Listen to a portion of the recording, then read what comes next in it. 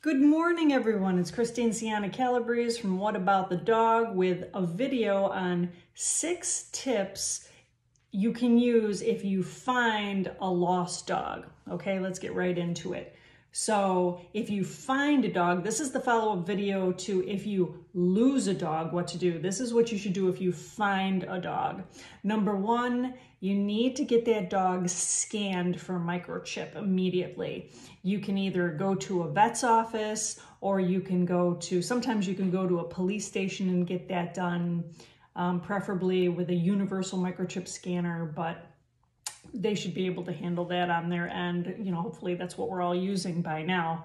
Or sometimes you can reach out to a rescue group like some of the rescue groups I'm affiliated with on Facebook, and will volunteer to come out there and scan the dog for you. So that could wrap this up immediately, because that dog hopefully is microchipped and you can get that dog reunited quickly that way.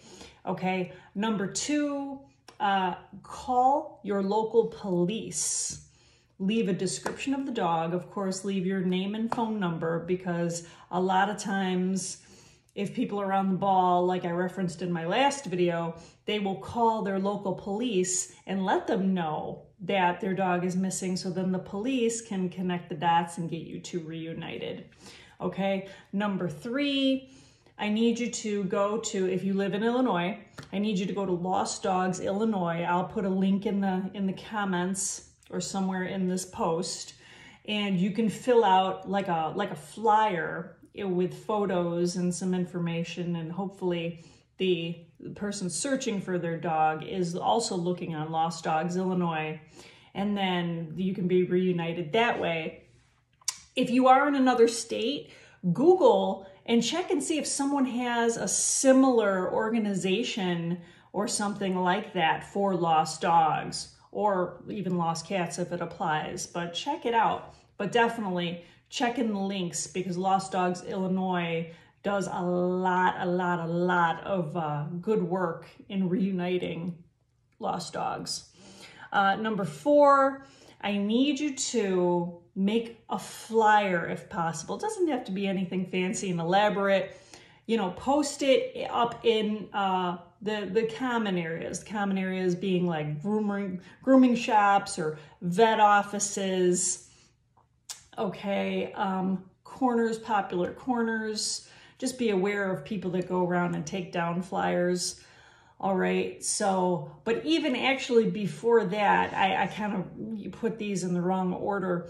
If you can, walk the dog just around your neighborhood locally, because I've heard many stories of people that were actually out driving around. This actually just happened with a client of mine recently.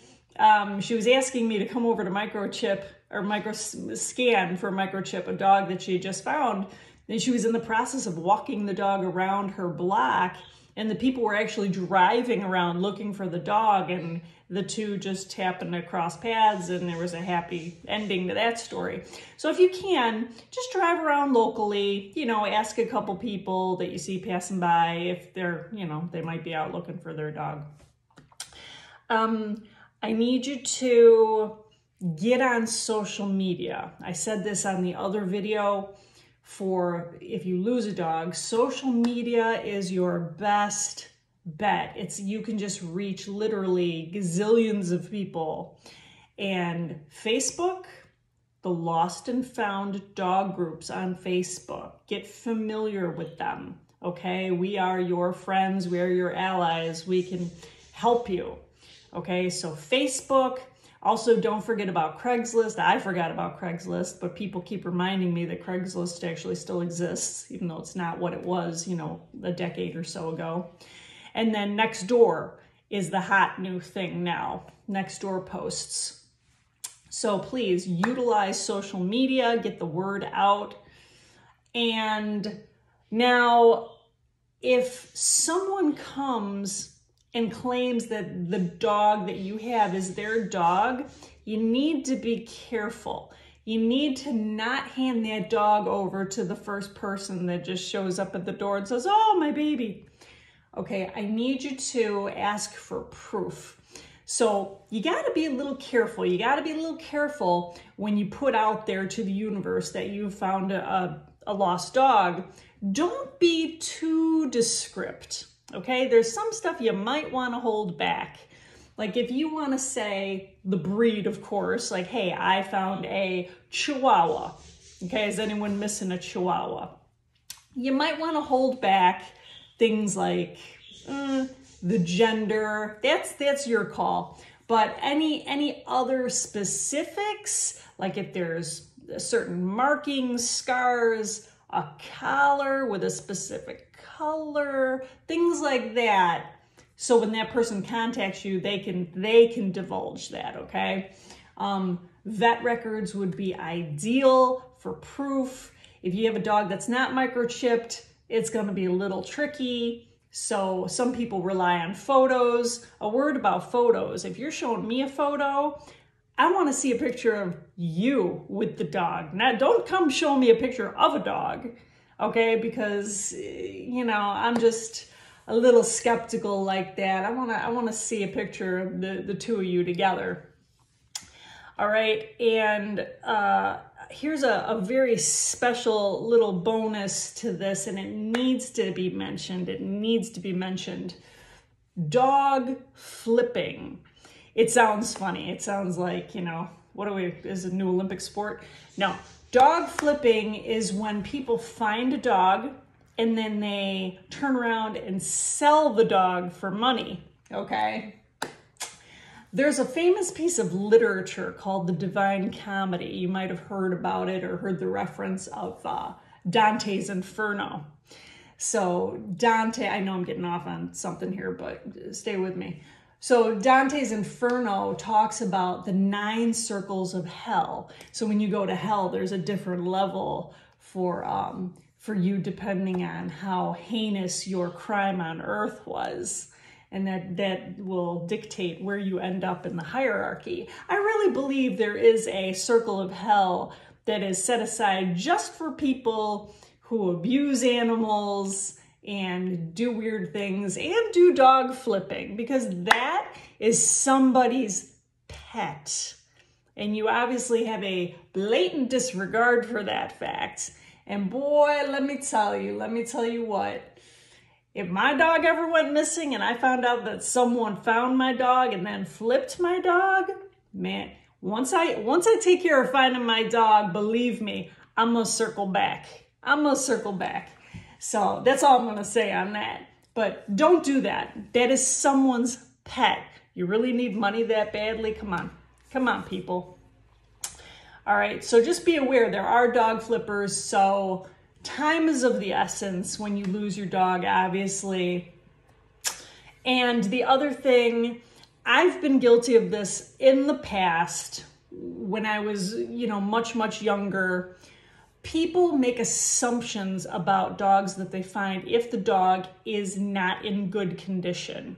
They assume that the dog was abused, neglected, mistreated, without knowing the story, without knowing how long the dog was gone. So then they take it upon themselves to make the decision to rehome the dog because clearly that dog was abused or mistreated and should not go back home. Don't do that. Don't do that. Wait, get the facts, okay? Now, just an addendum to that, if you find a dog that's really messed up, like clearly, you know, not in good shape, needs medical attention, and then you find the owner and the owner says, oh yeah, you know, Fluffy's been missing like 10 minutes. Now you got a problem. So I'm gonna do a whole separate video on how to address that, because now you're like, you know, I really don't want to give this dog back because clearly there's something wrong here, whether it's financial, whether it's whatever it is. So that'll be a whole nother video. Okay, but just in the meantime, don't make assumptions. That's all I'm asking. Okay, so those are your 6 tips.